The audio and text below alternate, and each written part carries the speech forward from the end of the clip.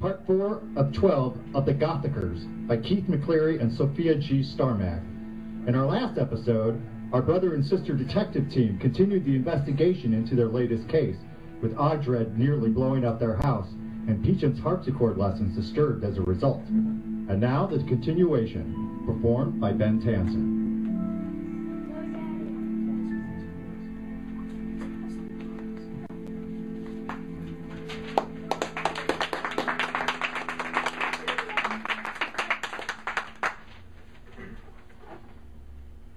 Ogdred Gothicer's laboratory was small and claustrophobic, hung with all manner of instruments. It barely had room for Ogdred himself, to say nothing of angling Jen, the wizened old woman who'd arrived on his doorstep that morning carrying an ominous parcel, which now rested in her lap. "Please," Ogdred said, one leather-gloved hand outstretched. In a spidery script across the parcel's front was clearly written the legend, 1319 Corner Way, London.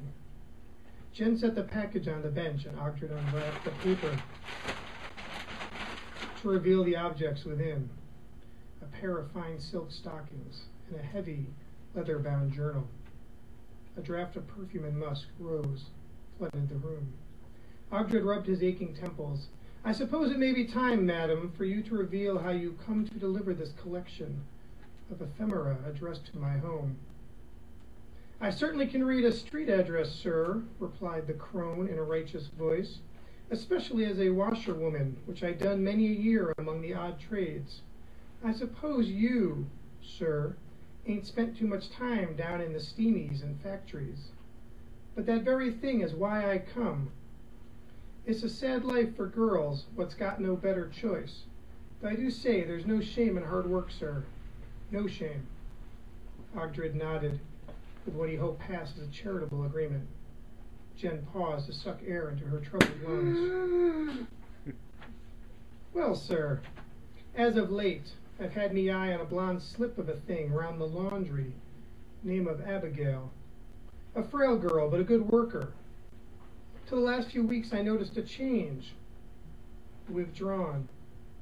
Coming in late, slipping out early. Figured she must have had some new gentleman friend, if you take me delicate points, sir, what had got her into trouble. Well, sir, I was on the point of taking her aside and giving her a bit of advice, and then she disappeared. The first night she didn't come in, I was angry, but when the second night passed, I knew something wasn't on. I decided to go do a bit of sleuthing on me own, as the local constables don't look upon the working girl with much charity. Well, sir, while I was coming into work last night, I could have sworn I saw a wisp of blonde hair disappear around the corner just as I turned in. Land, thinks I. Sure, and it ain't the young thing herself. But all was left as I approached was this package. And as your address was on it, figures I'd be as good a place as any to start. And that," she concluded, folding her hands as primly as her rags would allow, "is all I know of the story. You, sir," she turned her reproving gaze on Ogdred, "might well be in position to tell me the rest, if in you takes me point. I suppose it's just as well the young lady of the house has left us. It may very well be, sir, that you be the reason Abigail had been distracted. I couldn't see rightly fit to bring it up in front of the lady, your..." Jen paused. "Well, what is she to you exactly?" The young woman who left with the animal. "Peachum got